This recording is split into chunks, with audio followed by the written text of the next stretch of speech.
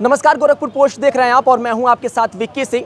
Gorakhpur post की चुनावी यात्रा लगातार जारी है और इस कड़ी में हमारी मौजूदगी अभी महाराजगंज जिले में है। महाराजगंज लोकसभा क्षेत्र में अभी मौजूदगी हमारी है और हमारे साथ बातचीत करने के लिए केंद्रीय वित्त राज्य मंत्री पंकज चौधरी जी हैं। 6 बार से लगातार सांसद हैं।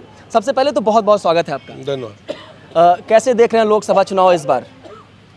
देखिए, हम लोग का जो पिछला चुनाव जितना भी बीता है, मुझे लगता है कि मोदी जी के जो 10 साल का कार्यकाल बीता है और योगी जी का 7 साल जो बीता है और जो हमने गरीब कल्याण का काम किया है या इंफ्रास्ट्रक्चर पे जो वर्क हुआ है, उससे मुझे लगता है कि 1991 से मैं चुनाव लड़ रहा हूँ।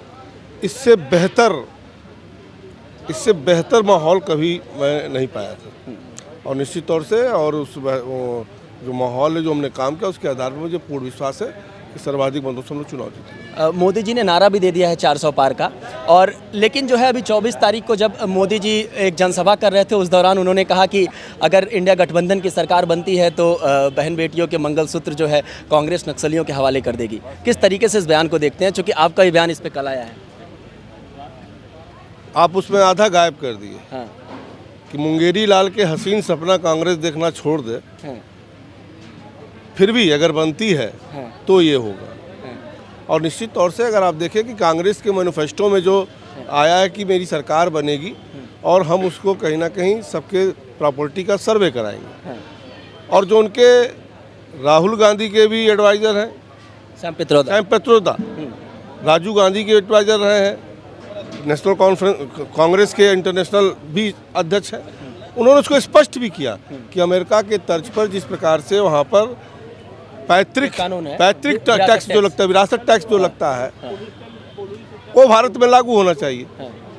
अब विरासत टैक्स यही है कि जो आदमी हमारी संपत्ति है, हम अपने बाल बच्चों के लिए अगर कमाए हैं, रखे हैं, तो मेरे ना रहने के बाद उसमें से 55% टैक्स का हिस्सा सरकार को चली जाएगी और 45% में हमारा बच्चा पाएगा। बाद में उन्होंने सफाई भी दे दी कि अरे ये चीज़ें जो है मैंने तुलना करने के लिए बोला था। अब ये तो मन में कहीं बात रहती है तो निकल के आ जाती है। ये तुलना करने का विषय नहीं है।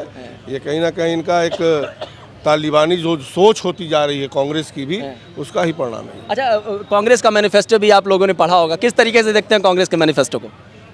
मैनिफेस्टो में कुछ लिख देना कुछ और करना कुछ नहीं, तो कुछ मैनिफेस्टो का विषय नहीं है। मेरा मैनिफेस्टो है, भारतीय जनता पार्टी शुरू से जिन चीज़ों पे चल रही थी, चाहे वो धारा 370 हो, चाहे वो 3 तलाक का विषय हो, चाहे वो राम मंदिर का निर्माण में रास्ता प्रशस्त करने का विषय हो, चाहे गरीबों का कल्याण का विषय हो, उन सब चीज़ों को हम पूर्ण कर रहे हैं। और मोदी जी जो कहते हैं, निश्चित तौर से मोदी की गारंटी होती है, आगे भी हम जो कर रहे हैं उसको पूर्ण करके दिखाएंगे। एक आखिरी सवाल ये कि इशू चौरसिया कल जो है आपके समर्थन में आ गई कि अब हम पंकज चौधरी का जो है प्रचार करेंगे, कैसे देखते हैं इस प्रकरण को? क्योंकि बसपा से यहाँ उम्मीदवार मौसम आलम जी हैं।